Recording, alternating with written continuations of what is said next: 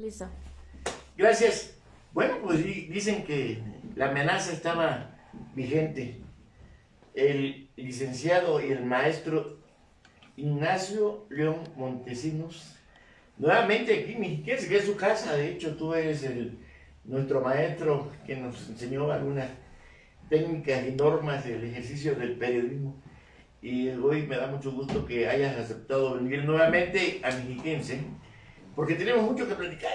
Claro, Juan Manuel, pues nuevamente. León Montesinos, periodista de todo. Gracias por la invitación y yo creo que, pues gracias por la flor, pero yo creo que el alumno superó al maestro. No, para nada. Definitivamente. Bueno, está bien, sí es cierto. Claro, así es. Eso quiere decir que tus enseñanzas no predicaste en el desierto. Qué No, bueno, ¿no? qué bueno, ¿no? Pues sí. Gracias, yo, Juan Manuel Padrón Lara. Bien, pues tenemos muchos temas que hablar. Obviamente, no sé, por ahora sí dicen, empiezo por el principio, porque, mira, tenemos ya en el Estado de México, vamos a hablar del Estado de México, ¿qué te parece? Claro. Fíjate, el asunto está muy interesante, que por primera vez tendremos dos candidatas visibles a la gobernatura del Estado de México, dos mujeres. Por un lado, el partido dominante, que es Morena, que es la maestra Delfina Gómez, de Texcoco, los terribles de Texcoco. Y por otro lado, el PRI, donde ya el gobernador se definió por Alejandra del Moral, que la ha hecho, tuvo en el partido, en desarrollo social, ha ido vestiendo bastante, y posiblemente las dos sean candidatas. Posiblemente, porque ahorita todavía estamos adelantándonos a los hechos, y hay múltiples especulaciones de que por qué Del Mazo se aferró en proyectar a Alejandra del Moral, ¿no? Y el caso de la polémica de Delfina Gómez, donde Higinio Martínez, que aunque fue su creador, su mentor también se confrontaron porque él quería ser y la buscó. Y pues, bueno, finalmente, entonces, hay muchas cosas que ya a veces hasta los especuladores pitonizos decimos pues que Del Mazo va a entregar la plaza a Morena.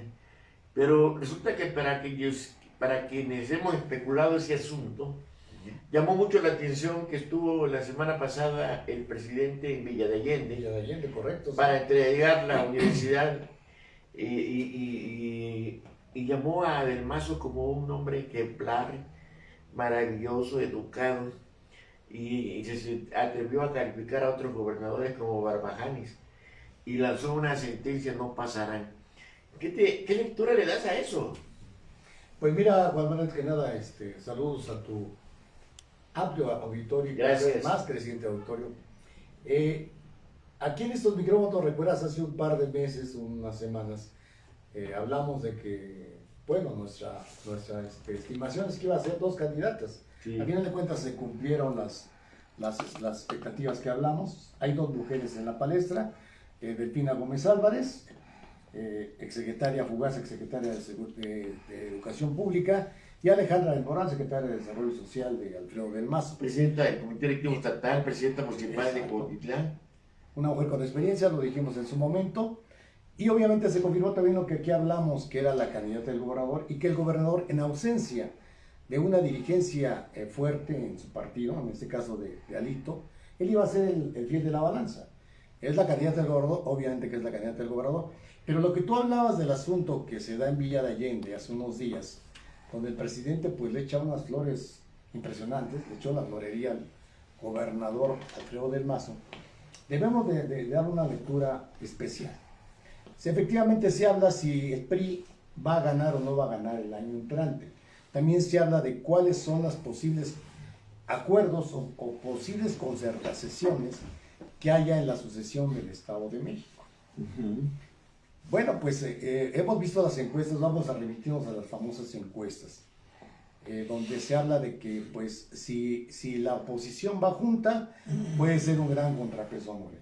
Pero si va dividida, no tiene nada que hacer frente a Morena. Pero hay un punto que dice esa encuesta, la de Financiero, la última, Claro. La oposición aliada tiene mucha posibilidad de ganar, pero hay un cuestionamiento, dice, pero depende del candidato que presente. Y que si presenta a Alejandra del Moral, Sí. está abajo de Delfina, no sé. Para allá iba, pero quitaste la palabra de la boca. Curiosamente, ahora sí que Alejandra Moral se convirtió en el blanco del fuego amigo. ¿Por qué? Porque habíamos hablado de 3 mujeres, no sé si recuerda el auditorio, vamos a rememorar rápido esto. Una hablábamos era Laura Barrera Fortul, otra era Ana Lilia Herrera y la otra Alejandra Moral. Eso era por el PRI. Sí, por el PRI, lo dijimos claramente que bueno, Alejandra del Moral era la candidata del gobernador, Ana Lilia Herrera respondió un grupo político del exgobernador Erubiel Ávila. Y parte de los grupos conservadores estaba esta Laura Barrera, hija de don Eberto Barrero, un periodista de CEPA en el Estado de México. A final de cuentas, llega la candidata del gobernador. Y ahora tendrá que haber un asunto interesante aquí, porque vamos a ver efectivamente si tiene la capacidad, Alejandra, de hacer una unión de ese partido, hacer una operación cicatriz y llegar a un acuerdo con los grupos políticos del PRI, que va a ser fundamental, porque un PRI dividido también es un PRI condenado al fracaso. No sé si coincidas conmigo, pero si ya Ana Lilia Herrera empezó a hacer un movimiento por su lado, dividir y vencerás, no, creo que ahí hay que tener mucho cuidado para los priistas, porque el PRI no atraviesa por su mejor momento. Recordemos que el PRI está viviendo los últimos desertores con 2 gubernaturas que aún controla, Estado de México y Coahuila. Y si pierde el Estado de México y Coahuila, pues estaremos asistiendo a las exequias del dinosaurio. Entonces, muy importante. Pero no nada más de las exequias del dinosaurio. Yo creo de un sistema político muy diferente. Porque ya se acabaría, y no sé cómo se llamaría este nuevo sistema político mexicano, populista, de izquierda, socialista. Hay quienes dicen que puede ser un probable maximato. ¿Cómo se llamaría el sistema político? Si se pierde el Estado de México, el PRI, y pierde Coahuila, pues se acaba. Sí, definitivamente. Se acaba. Entonces, ¿pero qué sería un sistema político de qué? ¿De populista? ¿De izquierdista? ¿O ya saldría como marxismo, ¿no? Marx. Aquí sería un sistema político amlovista. Amlista puede ser, podría ser el término, no creo marxista, leninista. Ni Por eso, pero yo prefiero... Yo dudo mucho que sea un gobierno de izquierda, lo hemos platicado en corto, no lo creo. Es un gobierno populista, sí es un gobierno que trae la tendencia de ayudar a la gente menos favorecida y que bueno, pues es su estilo del presidente. Porque además le sirve como una estructura electoral fija y rentable, porque tiene 33 millones más o menos de mexicanos, 30 millones de mexicanos dentro de los programas sociales. Jóvenes construyendo el futuro, la gente de la tercera edad y Sembrando Vida, son 3 los programas. No, y aparte de eso, muy hábilmente anunció que para enero hay un incremento del 25% al apoyo al bienestar al adulto mayor y a todos. Entonces, imagínate tú, el adulto mayor de esos que ya nos tenían relegados por ahí, de repente les cae su lanita, ya se vuelven asediados. No, claro, Ya. por supuesto, o sea. Y entonces esa gente que está recibiendo su lana, pues ni modo de decir... No, claro, es un voto y lo vamos a ver el domingo. Vamos a ver el domingo esa capacidad de movilización del presidente, que entre comillas es muy cuestionable. Muchos dicen, bueno, van a hacer acarreos. Pero fíjate que lo que tú decías, ¿cómo podríamos calificar el gobierno de la 4T? ¿Populista? Pues recordemos que los gobiernos del PRI fueron populistas. No olvidemos aquellos acarreos multitudinarios, cuando el PRI era el partido único. Lo que debemos preguntarnos es si en el esquema de la 4T del presidente está volver a ser un partido hegemónico. Es lo interesante de lo que va a pasar en el Estado de México, en Coahuila. ¿Por qué? Si el presidente gana Estado de México y gana Coahuila para su partido, pues estamos ya en vías otra vez de tener un partido oficial, un partido aplanador. A lo que se criticó. Ahora, exactamente, vamos a regresar a lo mismo, ¿no? Entonces es importante lo que tú dices y lo que citaste al principio, porque bueno, el presidente tiene también en sus manos decidir si quiere un bipartidismo o un tripartidismo, pues para al menos hacer un equilibrio de poderes o tener un poder absoluto. Y el Estado de México va a ser fundamental para definir qué viene después del 2024. Y como dijo, Del Mazo, un gobernador educado, responsable, dedicado, Claro. no los gobernadores barbajanes, groseros, que no van a pasar, Ya lo dijo, ¿eh? ya lo digo. Ya lo dijo, o sea. Aquí hay una lectura importante que creo que los priistas, panistas, perredistas y mesistas no deben perder de vista. El presidente hay quienes lo critican en muchos aspectos, pero es un hombre con unas tablas políticas impresionantes. Yo así lo veo. Te voy a decir por qué. Veamos el ejemplo de Alito. Le echaron a andar así como que no queriendo la hora del jaguar con esta señora Laida Sansores, gobernadora de Campeche, y lo doblaron, hay que decirlo. Alito es un dirigente del PRI acotado. Yo creo que en la historia del PRI nunca había tenido un dirigente nacional tan comprometido con el gobierno de oposición. La cabeza de Alito está así para que le suelten la picota y se la corten, o sea, está en la picota la cabeza de Alito.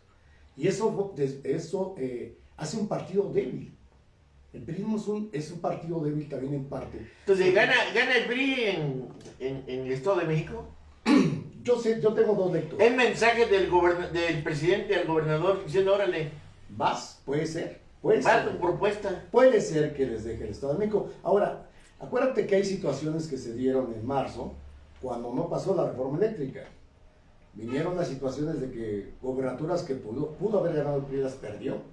Y las perdió de manera abrumadora porque los mismos gobernadores del PRI operaron a favor de los candidatos de Morena. Y por eso se fueron de embajadores, ¿no? Exactamente, ese es el trueque. Que también, déjenme comentarle, era el viejo estilo priista, ¿te acuerdas? Los famosos puentes de plata. Cuando el PRI gobernaba, ¿cuál era la forma de sacar a los enemigos por la puerta de atrás, pero con toda la dignidad del mundo? Darles una embajada, darles un consulado, un buen sueldo, un buen cargo en el extranjero. Está pasando lo mismo. Está pasando lo mismo con el asunto de Morena.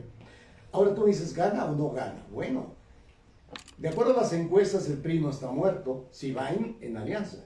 Si va en oposición, no está muerto. Otro de los factores que habrá que ver en el Estado de México, que puede determinar la elección nuevamente, es Juan Cepeda. Recordemos que cuando Delfina fue candidata, Juan Cepeda no se quiso sumar al proyecto. Si se hubiera sumado a Juan Cepeda, pues hubiera ganado Delfina. Ahora es al revés. Juan Cepeda puede ser también un factor de equilibrio o de definición si en todo caso dice me voy con la alianza PRI, PAN, PRD. Cuidado con eso, ¿no? Si Juan Cepeda dice no voy, puede desequilibrar las cosas. Es importante lo que señalamos, Padrón, porque si el presidente confirma en los hechos ese apoyo que le da tácito al gobernador, a la figura del gobernador del Mazo, estamos hablando de que puede ceder el gobierno del Estado de México al PRI. ¿A cambio de qué? Esa es la pregunta que tenemos que hacer.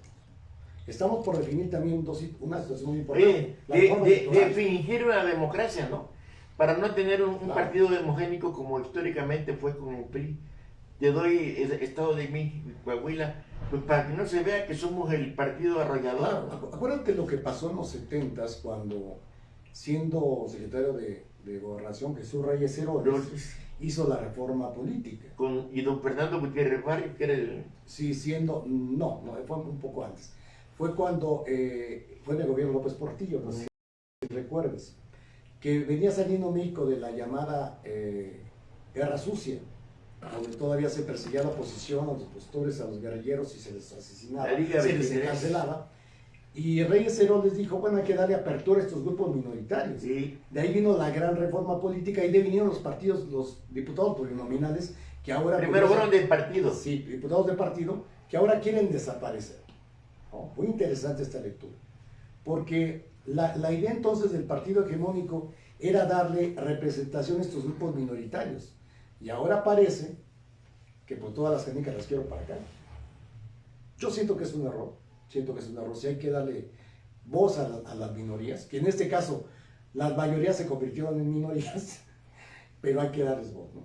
Sí es importante, yo creo que si hay un acuerdo popular, el PRI puede ganar México. Si no lo hay, si no hay un acuerdo para ir en asuntos como la reforma electoral, definitivamente el PRI va a perder el Estado de México.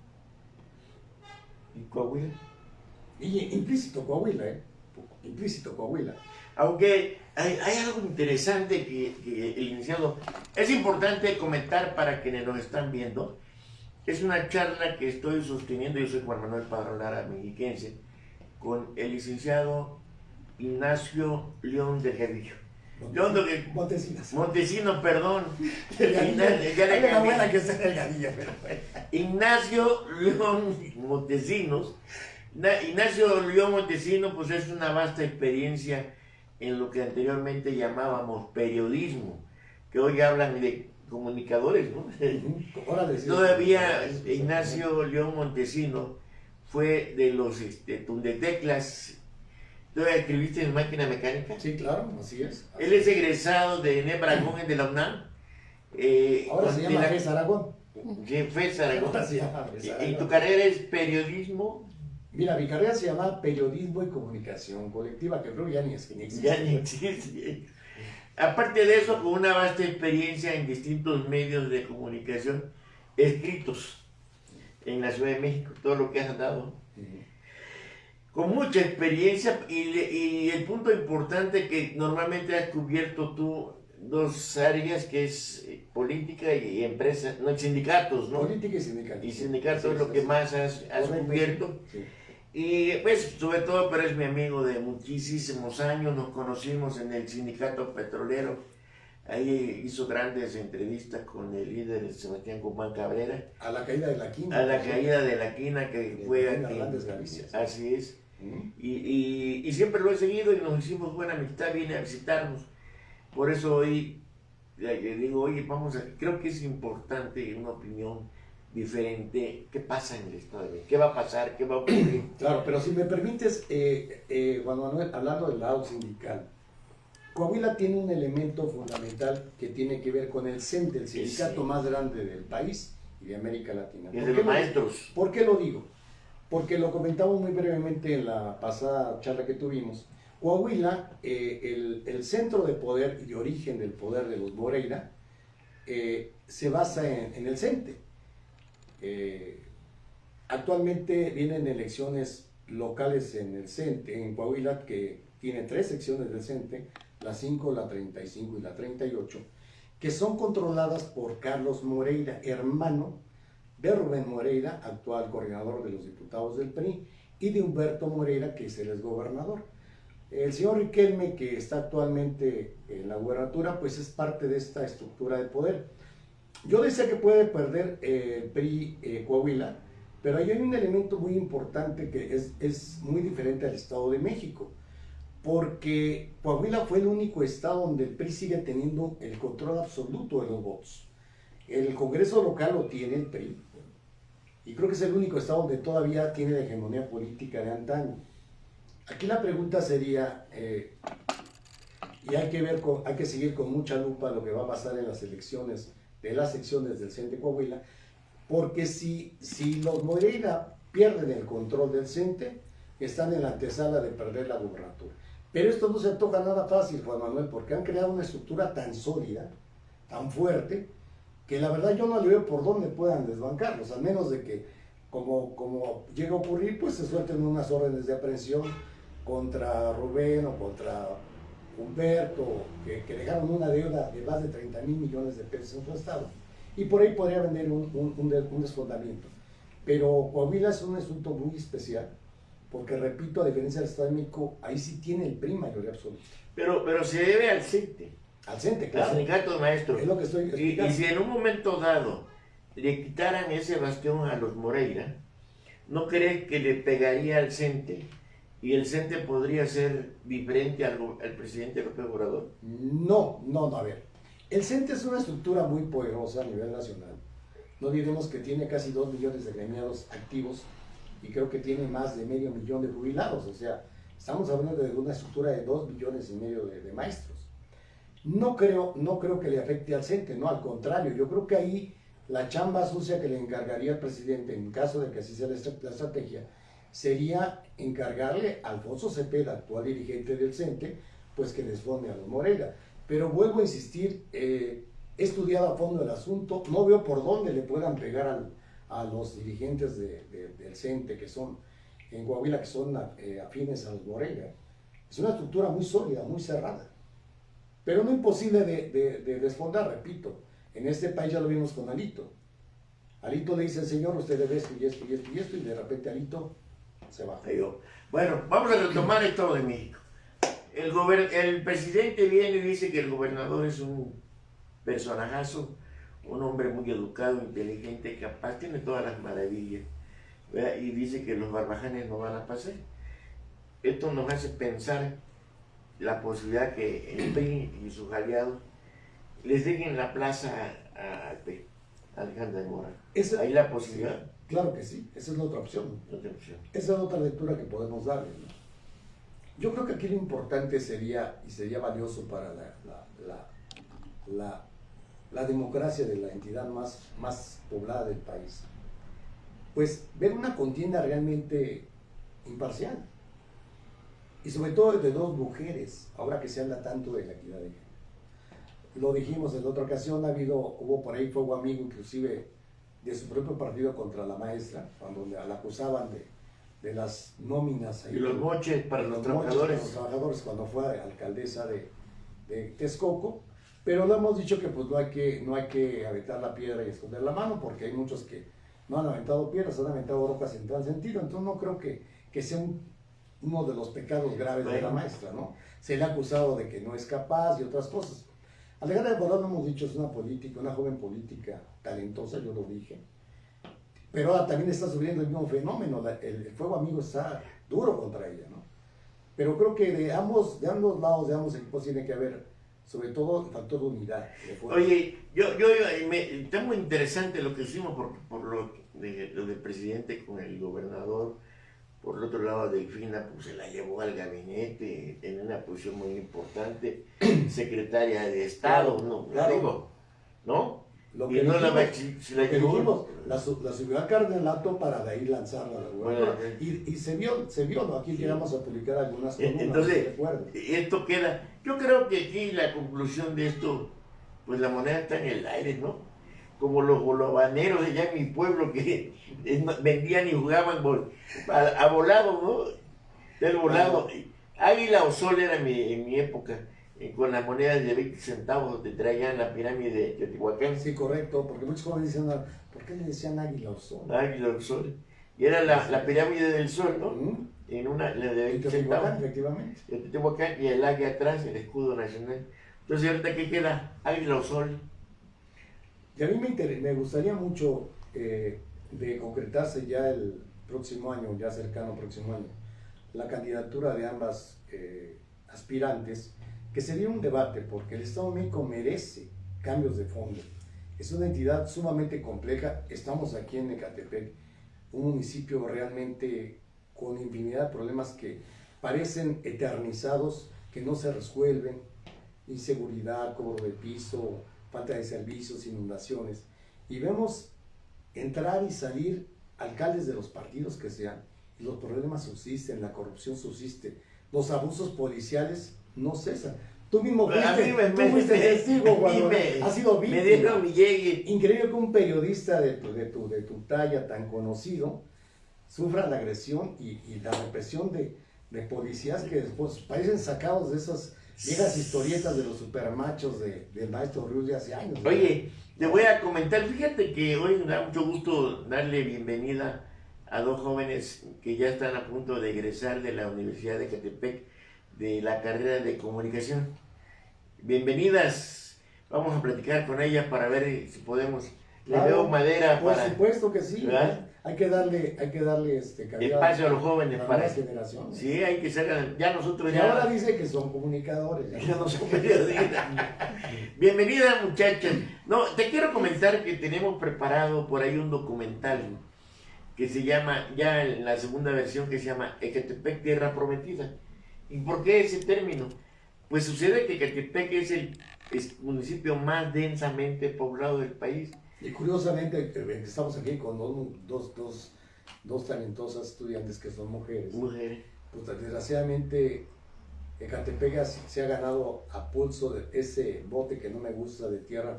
Periodistas, las chicas de hoy. Comunicadoras, ya no comunicadoras, pues deben de hacer un periodismo social que denuncie todo esto, porque Es grave que las mujeres en Ecatepec no tengan la protección de nadie, ni del gobierno municipal, ni del gobierno estatal, ni de la policía, de nadie. Es grave que sigamos diciendo Ecatepec, tierra feminicida. Es lamentable. Entonces, estamos haciendo un documental, ¿por qué Ecatepec, la tierra prometida? Fíjate, con mayor densidad de población. Pero tenemos dos cosas importantes. En la historia de este país, de nuestro país, de México, es fundamental Ecatepec. Aquí fue sacrificado el prócer de la independencia, el ideólogo, el estratega, El siervo de la nación. y su proclama, que es la base de una constitución. Morelos. La primera constitución del país de Chilpancingo. Bueno, y Morelos con su proclama, ¿no? Que fue muy interesante Morelos, y aquí fue sacrificado. Aquí le hicieron el juicio sumario. Aquí lo trajeron de lo que hoy llamamos Casa de Morelos, al lugar donde le hicieron su tumba.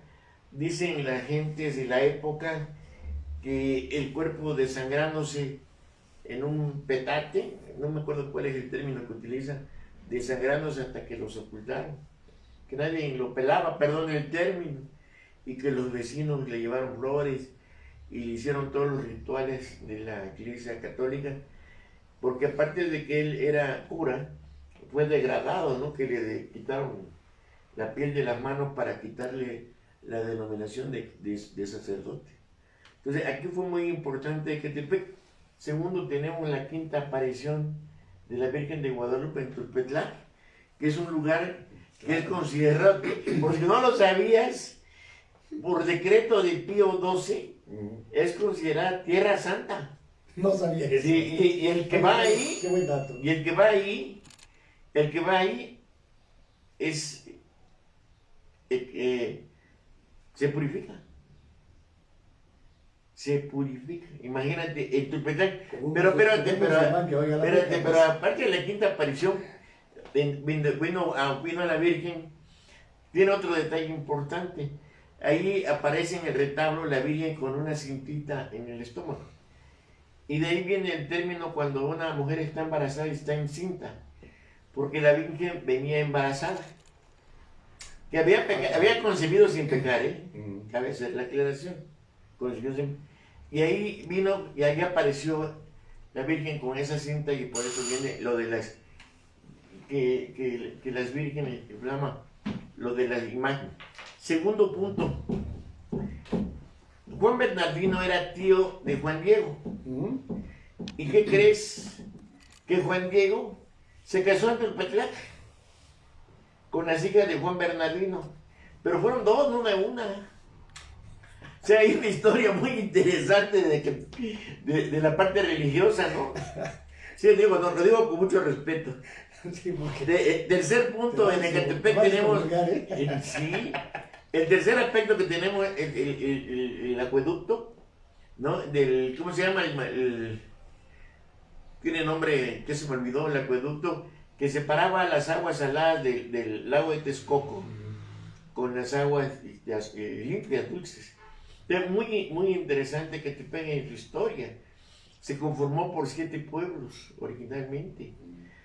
Hoy ya son 9, porque agregaron 2 que no son, pero eran rancherías. La historia de Ecatepec es enorme.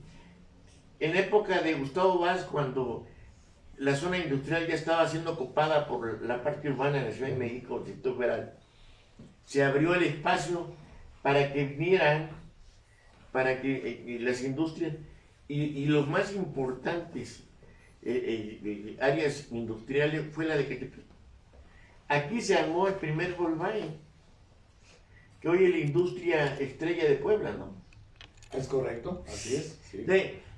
Por eso creo que es importante que y aparte electoralmente, en el Estado de México, Ecatepec es el punto de referencia electoralmente, con el mayor padrón electoral.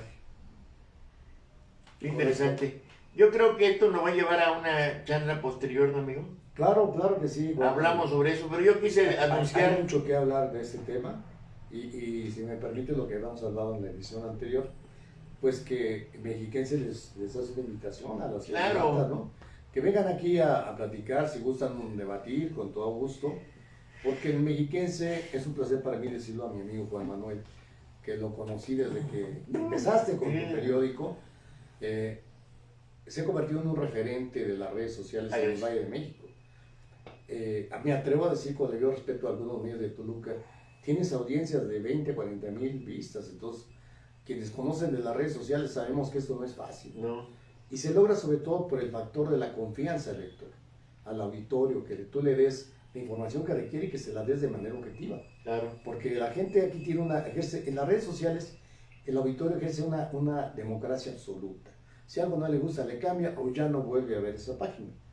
Y el hecho de que tú tengas un número creciente de lectores y de auditorio, demuestra que eres ya un medio de comunicación importante. Yo creo que el medio de comunicación más importante del Valle de México, y por la invitación a las Sí, candidatas. mira, ahorita viene un esquema muy importante. Nosotros vamos a hacer un periodismo itinerante. La idea es recorrer Ecatepec, que es muy grande, y salirnos, irnos a Coacalco, Tecama, Cuautitlán, y desde allí transmitir en vivo y abordar a la gente para que opine qué pasa, qué ve, cómo ve esto, ¿no? Claro. Para que no se vaya con la idea de lo que pues no sabe nada. Si tú en un momento hemos encontrado en algunas encuestas que hay un total desconocimiento del proceso electoral, de los cambios, no conoce la gente, ni idea tiene. Entonces vamos a tratar de apoyar un poquito en eso y ir a las comunidades para escuchar la voz de la gente. Y sobre todo, padrón, mi querido amigo, darles voz a los ciudadanos para que a través de los micrófonos de Mexiquense expongan qué es lo que les duele, qué problemas tienen, Claro. Porque el político es muy dado, que tú sabes, sea el diputado local, el federal, el candidato a alcalde, siempre maquillan, matizan los problemas, les ponen la criba y dicen, es que estos me conviene comentar, esto no. Y creo que es valioso el periodismo social que estás haciendo, porque los ciudadanos tienen que decir, a ver, en esta colonia hay este problema, sí. Aquí ha fallado alguien, aquí hay un funcionario que está robando, aquí hay un líder que está extorsionando. Porque eso le da el parámetro exacto, el sentir exacto a los políticos, claro, de qué está pasando en la sociedad, y sobre todo, como dices, en el municipio más grande del país y de América Latina, no solo Estados Unidos. Pues el bolovanero, ¿no? La moneda está en el aire. Solo Águila. El merenguero. El merenguero. El bolovanero es en el sur. Sí, el merenguero. El sol o águila. Águila o sol. Oye, quiero en el ambiente artístico se acostumbra a la patadita de la buena suerte. Ah, sí, claro. Voy a invitar a una por una de las muchachas. Adelante. No le vamos a dar patadita, sí, le vamos a saludar. Para no, a ver, yo nada más a saludar, man. Para no quitar cámaras, si quieren, para que se pongan aquí. Una por una para que hagan sus No, tomas. pero si quieren me quito de la toma, ¿no? No, pues eres maestro, tú eres padrino. A ver, mi amor, pasa tú. Una por una. Pásate, mira, a ver. Ah, o sea, yo voy a dar la patada. Sí, no, pásate. A ver, no, quédate ahí. Pásate, por favor, mi amor. Pásate. A ver, ¿cuál es tu nombre? Te voy a entrevistar, machetazo cabello de espada. Neira Elisa Alcalá. ¿Cómo te llamas? Neira Alcalá. Neira Alcalá. Hoy tienes apellido de periodista, ¿verdad? Alcalá, muy bien. ¿Qué estudias? Ciencias de la comunicación. ¿Y ya vas a terminar? Sí. Bueno, ¿qué te parece si te vamos a integrar aquí a Mexiquense? Claro. Ah, qué bueno. Mira, te voy a ver el maestro que te diga, a ver, ¿qué le va a decir usted, maestro? No, pues la mejor. Que eligió mala carrera. Bueno, mira, hija, yo a veces comparo el periodismo como una misión, como algo así como esotérico, no esotérico, no, ¿cómo le ponemos así? Más bien, bueno, yo creo que quienes se dedican a esto tienen algo de faquires. Es una carrera muy difícil, muy sufrida. Tiene muchas satisfacciones, sí, lo he dicho siempre, pero pues, mijita, pues póngale fuerte porque ahora que te vayas a trabajar solita, quién sabe cuántos días vayas a quedar. Muy bien, pues bienvenida. Muchas gracias. Y vas a tener mucho éxito, no sé, tengo esa buena Gracias. visión, ¿verdad? Sí, y sobre todo... y tú puedes venir quiero darles un tomando. consejo, Sí. quiero darles un consejo aquí frente a las cámaras. Vete de este lado. Quien no sienta el periodismo, quien no tenga pasión por el periodismo, pues que se dedique a otra cosa. Pásate. Porque esa es una A ver, profesión que- ¿cuál es tu nombre? Lidia García. Lidia García, muy bien. Oye, ¿y tú que también estudias? También Ciencias de la Comunicación. ¿Y cuál es el título que van a obtener? Licenciada en Ciencias de la Comunicación. Uf, ya no periodista, ¿no? No, ya no, soy Comunicólogos. Comunicólogos. Ya ves, nosotros ya quedamos fuera del tiempo. No, ya. Oiga, pues bienvenidas, ¿eh? Gracias. Y ojalá que en este espacio de Mexiquense vayan encontrándose y vamos a trabajar mucho. Los vamos a invitar para salir ya en pantalla, hacer algunas transmisiones.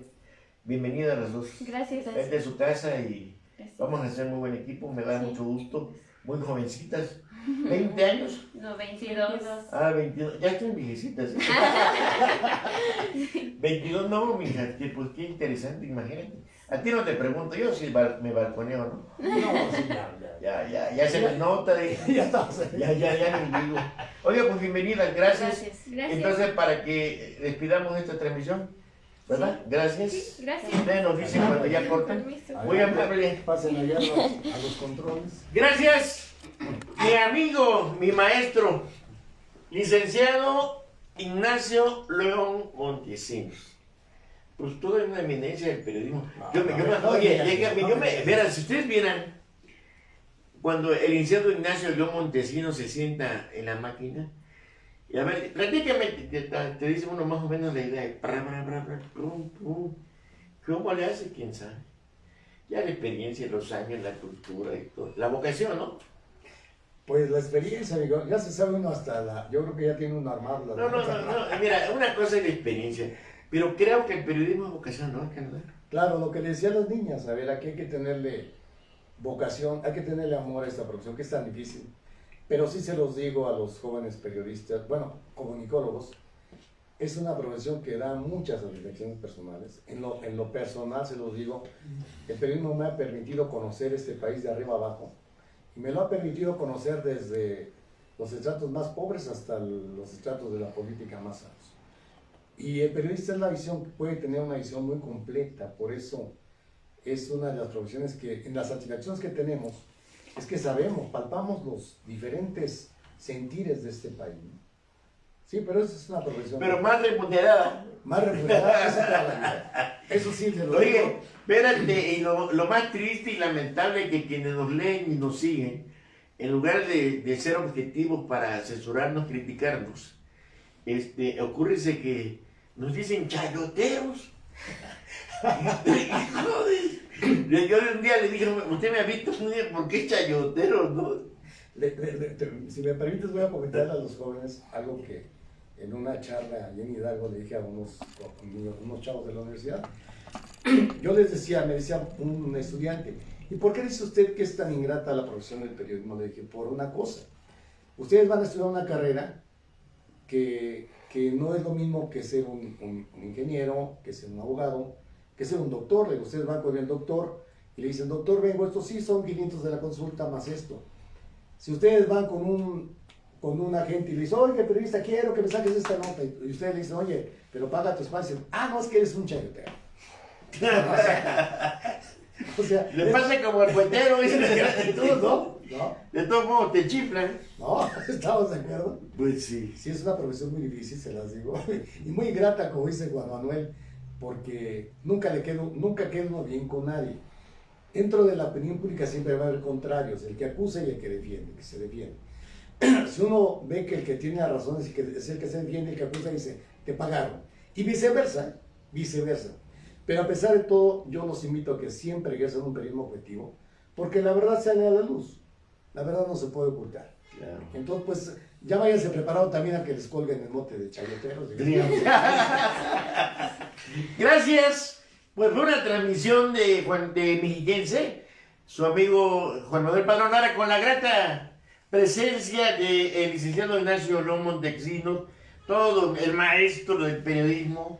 No me digas. Maestro, por favor, me pongo como decía Ángel Fernández, me pongo de pie. No, pues yo me subo a la escalera.